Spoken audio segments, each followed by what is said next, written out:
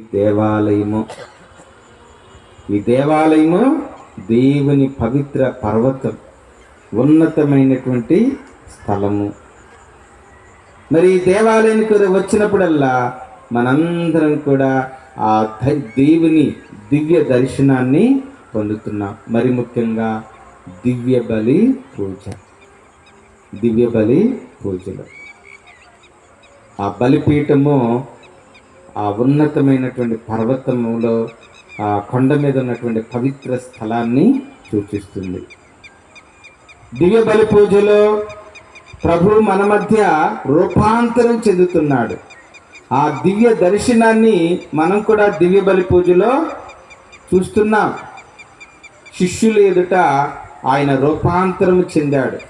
ఆ పర్వతం మీద వారి ఎదుట రూపాంతరము చెందాడు. ఆయన ముఖము సూర్యుని వలె ప్రకాశించింది. ఆయన వస్త్రములు తెల్లగా మారిపోయాయి. మరి ఈ దేవాలయంలో, మరి ముఖ్యంగా దివ్య బలి పూజలో మనందరం కూడా ఆ ప్రభు యొక్క దివ్య దర్శనాన్ని చూస్తున్నాం. దివ్య రూపధారణను మనం చూస్తున్నాం. ముఖ్యంగా దివ్య సప్రసాద రూపంలో ప్రభు అప్పమును తీసుకుని ఇది నా శరీరము అని అన్నాడు. ఆ అప్పము ఆయన దివ్య శరీరంగా మారిపోయింది. అలాగే ద్రాక్షారసముతో నిండిన పాత్రను అందుకుని ఇది నూతన నిబంధన యొక్క నా రక్తపు పాత్రము అని అనగానే ఆయన దివ్య రక్తముగా మారిపోయింది. కాబట్టి ఇక్కడ ఆ ప్రభు యొక్క దివ్య రూపాన్ని, దివ్య దర్శనాన్ని మనం కూడా చూస్తున్నాం. పూజలో గురువు మనతో చెప్తాడు, ప్రభు మీతో ముందురుగాక, చెప్పండి, మీ మనసులను ఉన్నతమునకు త్రిప్పండి. అది కాబట్టి దివ్య బలి పూజలో గురువు మనతో చెప్తున్నటువంటి మాట, మీ మనసులను, మీ హృదయాలను ఉన్నతం వైపు త్రిప్పండి. ఈ బలిపీఠం వైపు త్రిప్పండి, దేవాలయం వైపు త్రిప్పండి మీ మనసులను, మీ హృదయాలను. అర్థమైందా థామస్ గారు? మీరెప్పుడు కూడా దేవుని వైపే త్రిప్పాలి. అందరూ కేవలం ఈ తెల్ల బట్టలు వేసుకున్న రోజులు మాత్రమే కాదు. జయరాజు గారు, ఆదివారం వస్తే వ్యాపారం చేయటం కాదు, మొట్టమొదటిగా దేవుని వైపు త్రిప్పాలి, దేవాలయం వైపు త్రిప్పాలి మన మనసులు, మన హృదయాలు. అర్థమవుతుందా? మీ మనసులను ఉన్నతం వైపు త్రిప్పండి. మరి మీరేమంటున్నారు? ప్రభువు మీదనే ఉన్నాం. ఇగో ఈ ప్రవేశవచనం కూడా, ప్రభు నీ ముఖమును మేము వెదకుచుంటిమి, దానిని మా నుండి దాచుకొనుకున్నాం. కాబట్టి మనం ప్రభుని వెదకాలి, ఆ ప్రభు వైపు మనం త్రిప్పాలి మన మనసులను, మన హృదయాలను. అప్పుడు ప్రభు మనకు దర్శనమిస్తాడు. ఆయన యొక్క దివ్య రూపాన్ని ఈ దేవాలయంలో ప్రతి దివ్య బలి పూజలో మనము చూస్తున్నాం. అక్కడ పేతురు గారు పొందిన అనుభూతి అదే. పేతురు గారు ఆ దర్శనాన్ని చూచి తన్మయత్వముతో ఏమంటున్నాడు? ప్రభు మీకు సమ్మతమైతే ఇదిగో ఇక్కడే మనం ఉందాం, ఇక్కడే ఉందాం, ఎక్కడికి వెళ్ళొద్దు. ఇది ఎంతో రమ్యంగా ఉన్నది, మహోన్నతంగా ఉన్నది, అద్భుతంగా ఉన్నది. ఇదిగో మీకు సమ్మతమైతే ఇదిగో మీకొకటి, మోషేకొకటి, ఏలియాకొకటి 3 శిబిరములను, గుడారాలను నిర్మిస్తాను, మనం ఇక్కడే ఉందాం, ఎంతో మనోహరంగా ఉంది, పరలోకమే ఇక్కడ ఉన్నట్లుంది అని చెప్పి పేతురు తనకు తెలియకుండానే మాట్లాడుతూ ఉన్నాడు. అది దేవుని యొక్క దర్శనం.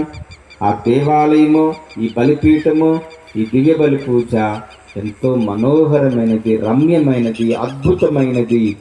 ఆ దైవ దర్శనాన్ని ఇగో ఈ దివ్య బలి పూజలో మనం చూస్తున్నాం. కాబట్టి మనం కూడా ఆ ప్రభుని చెంతకు రావాలి.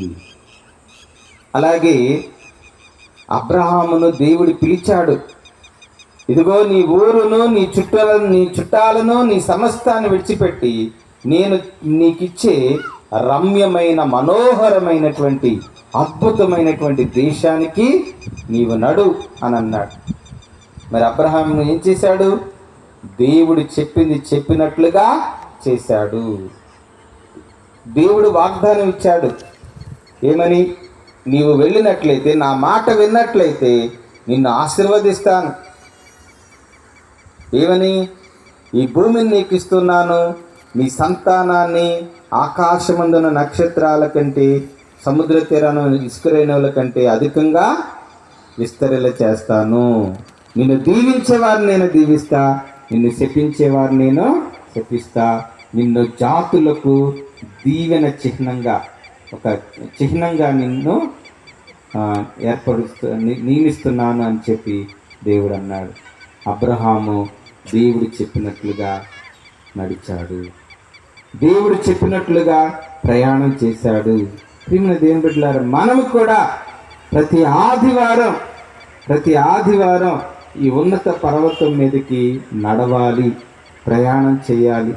ఆ దైవ దర్శనం కోసం దేవుడు విశ్వసించు వారి ఎడల అద్భుత కార్యాలు చేస్తాడు, తన వాగ్దానాలను నెరవేరుస్తాడు. అక్కడ మోషే ఏలియాలు ఇద్దరు కూడా దర్శనం ఇచ్చారు.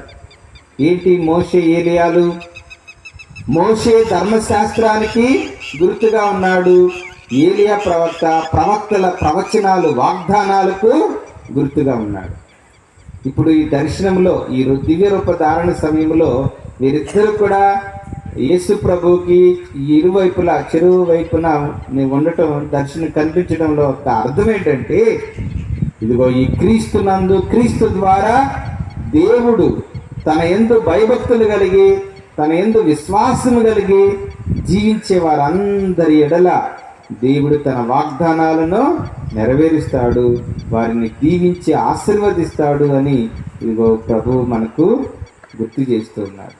క్రీస్తు ద్వారా దేవుడు తన సంకల్పానుసారంగా ఏర్పాటు చేసిన ఆ రక్షణ వాగ్దానాలన్నీ కూడా క్రీస్తు ద్వారా, క్రీస్తునందు మనందరికీ దయచేయబోతున్నాడని, పరిపూర్ణంగా మనకు ఇవ్వబోతున్నాడని సూచిస్తూ ఉన్నారు. అందుకే ఆ దివ్యవాణి ఏమంటుంది?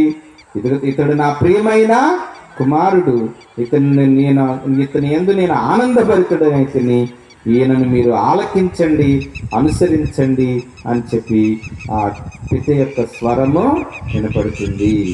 కాబట్టి మనందరం కూడా అబ్రహాము వలె దేవుని పిలుపును ఆలకించి ప్రభుని వెంబడించాలి. మన జీవితాలను రూపాంతరము చేసుకోవాలి. మనం కూడా దేవుని బిడ్డలుగా మారాలి. దేవునికి ప్రియమైనటువంటి ప్రజలుగా, బిడ్డలుగా మారి విశ్వాసములో, విధేయతలో అబ్రహాములాగా మనం కూడా దేవునికి విధేయించి, దేవుడు చూపించిన మార్గములో మనం కూడా నడుస్తూ, తన కుమారుడైన క్రీస్తును వెంబడిస్తూ మనము ఆ రక్షణ వాగ్దాన ఫలాలను పరిపూర్ణంగా పొందుకోవాలని దేవుడు మనకందరికి కూడా ఈ యొక్క దివ్య రూపధారణ ఇస్తూ ఉన్నాడు. అక్కడ మేఘము మాట్లాడింది. మేఘం, ఇక్కడ మేఘం కూడా ఏంటంటే దేవుని యొక్క సాన్నిధ్యానికి గుర్తు. మనం నిర్గమాకాండంలో చదువుతాం, మేఘము గుడారమును కప్పివేసింది అని. అంటే దేవుడు ఏమన్నాడు మోషేతో? నాకు కూడా ఒక గుడారమును ఏర్పాటు చేయి, నిర్మించు అన్నాడు. మరి ఆ గుడారం మీద ఆ మేఘం ఎప్పుడు కూడా నిలిచి ఉండేది.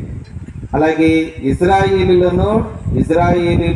ఐగుప్తు విడిచిపెట్టిన దగ్గర నుండి మరలా వాగ్దాన భూమికి చేరే వరకు ఈ మేఘము ఇజ్రాయేలీలతో ఉండి నడిపించింది. అందుకే పగలు మేఘస్తంభముగాను, అంటే చల్లదనాన్ని ఇచ్చే మేఘంగాను, రాత్రేమో అగ్నిస్తంభముగా ఆ మేఘము ఇజ్రాయేలీలతో ఉన్నది, వారి నడిపించింది. కాబట్టి ఇక్కడ మేఘము దేవుని సారూప్యానికి, దేవుని సాన్నిధ్యానికి గుర్తు.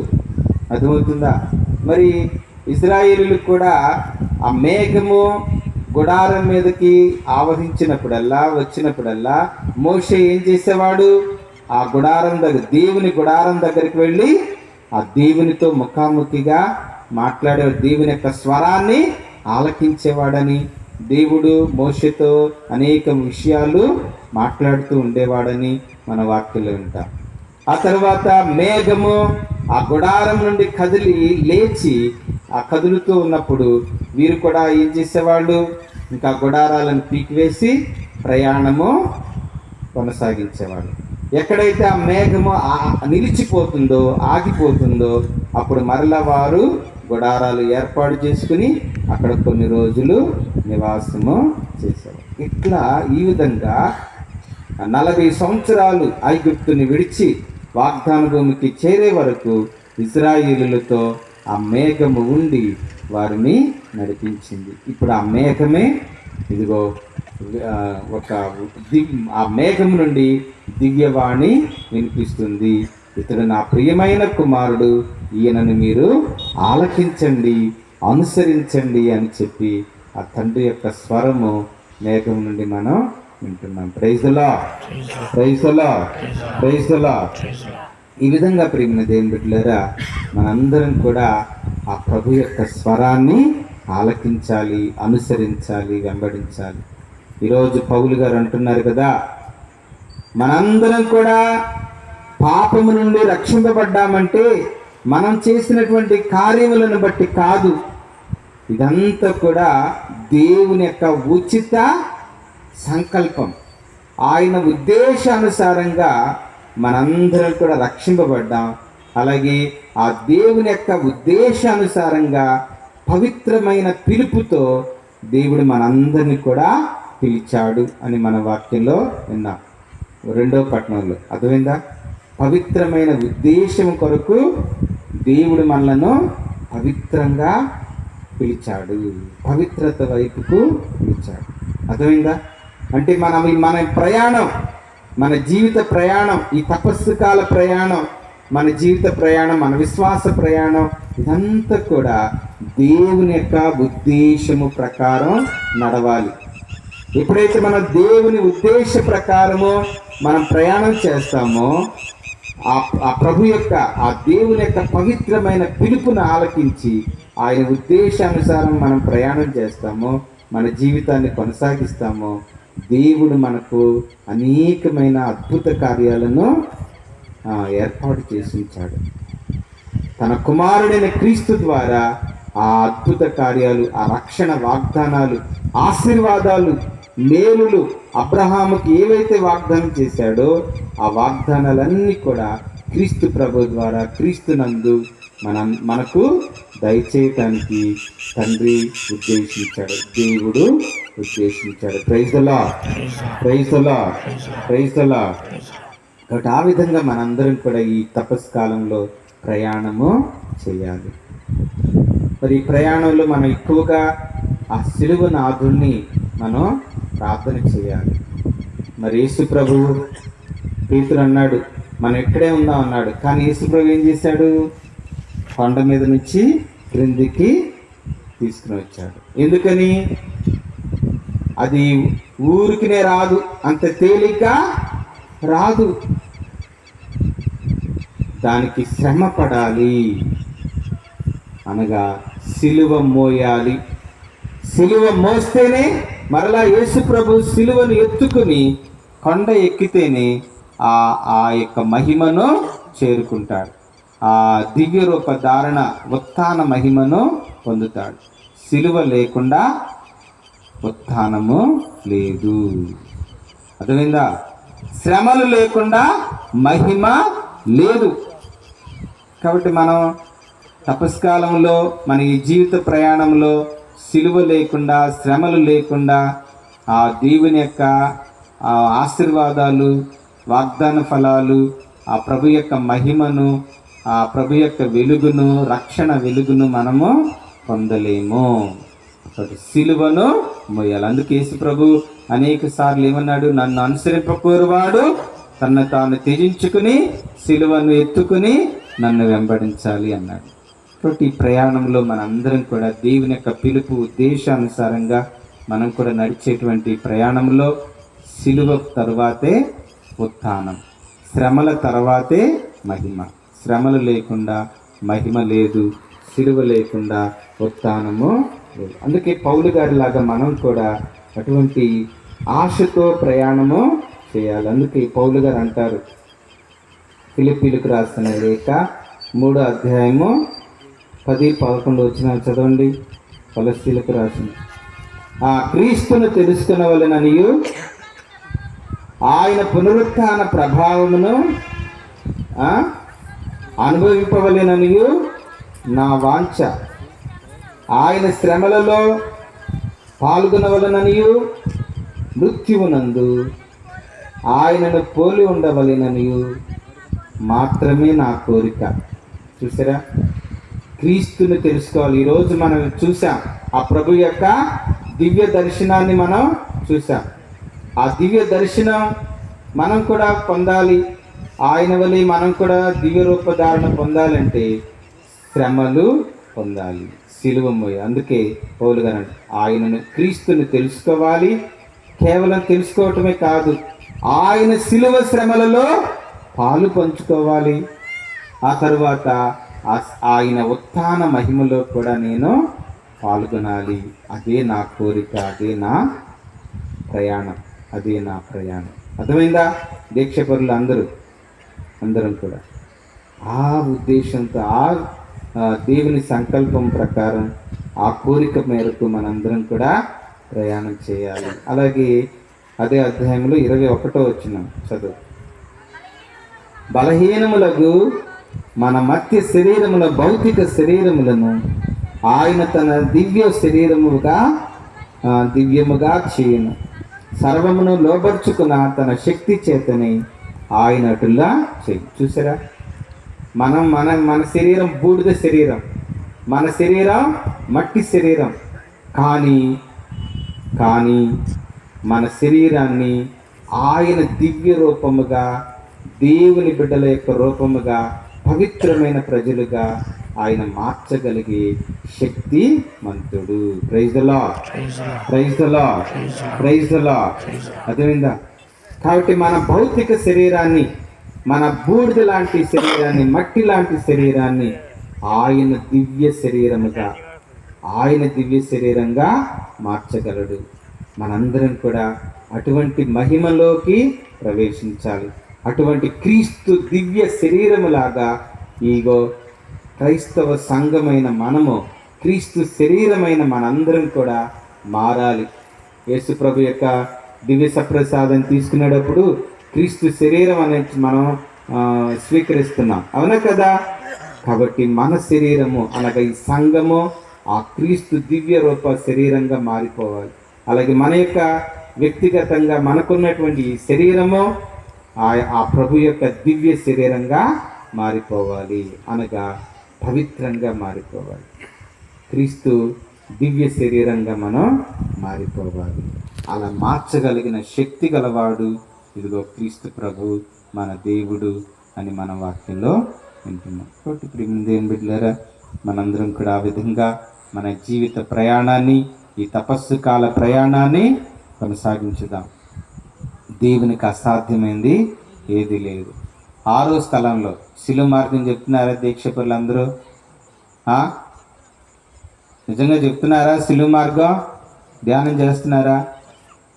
6వ స్థలం ఏంటి? గోపి ఆగు, గోపి చెప్పయ్యా, 6వ స్థలం ఏంటి? చెప్పు గోపి, నువ్వు చెప్తావని ఎంత ఆశతో అడిగాను. 6వ స్థలంలో ఏంటి? బుక్ లేదా? ఎవరు చెప్తారు? అబ్రాం గారు, 6వ స్థలం ఏంటి?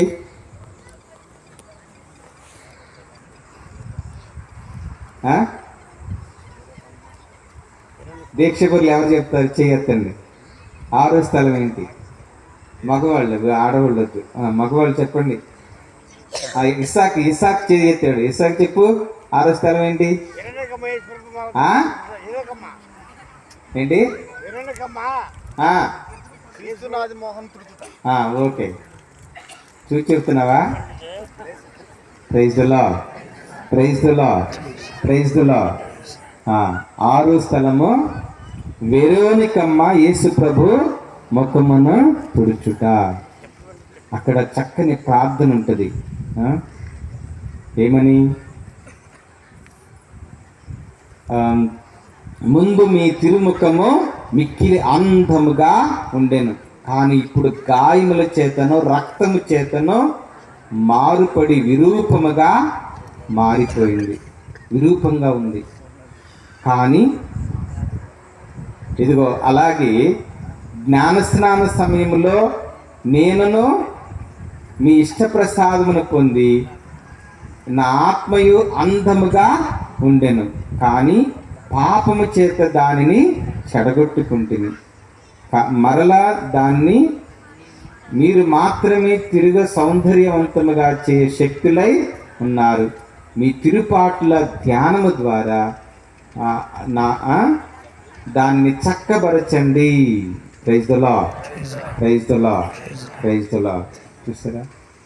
కాబట్టి ప్రియమైన దేవుని బిడ్డలారా, మనందరేమో కూడా జ్ఞానస్నానం ద్వారా దేవుడు తన కుమారుడైన క్రీస్తుని దివ్య రూపంగా దేవుడు మనల్ని మార్చాడు. అర్థమవుతుందా?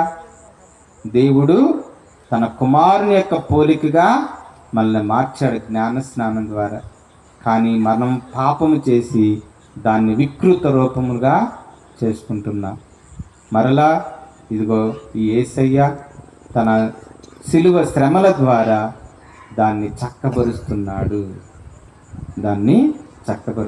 అంటే మనందరం కూడా ఈ శిలువ మార్గాన్ని వెంబడించి ఆ ప్రభు యొక్క శిలువ శ్రమలను ధ్యానం చేసి పశ్చాత్తాప హృదయులమై మారు మనసు పొంది మనందరం కూడా ఇక దివ్య రూపముగా మారాలి.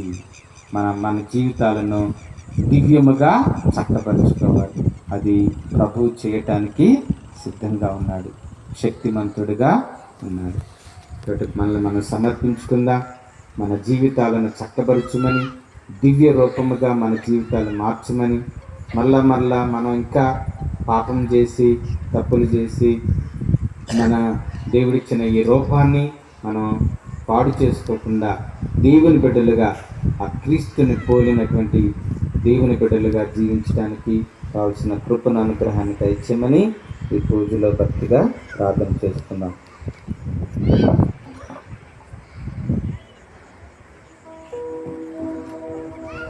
అందరూ లేచి నిలబడదాం.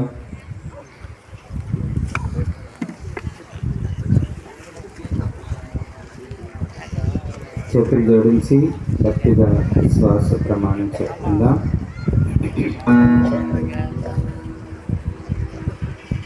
చేతులు జోడించి చెప్పండి. పరలోకమును భూలోకమును సృష్టించిన సర్వశక్తి గల పితయైన సర్వేశ్వరుని స్తుతిస్తున్నాము. మన యొక్క నాథుడైన యేసుక్రీస్తుని స్తుతిస్తున్నాము. ఇతడు పవిత్రాత్మన నిరంతరం నీ నామమునే గానము చేసెదను. ప్రతిక్షణం నీ సన్నిధిలో అనుభవించెదను. కూర్చుందును నీ సన్నిధిలో దేవ ప్రతిదినం. ధ్యానించును నీ వాక్యమును దేవ ప్రతిక్షణం. మనందరూ కూడా అటువంటి అనుభూతిని పొందుతాం.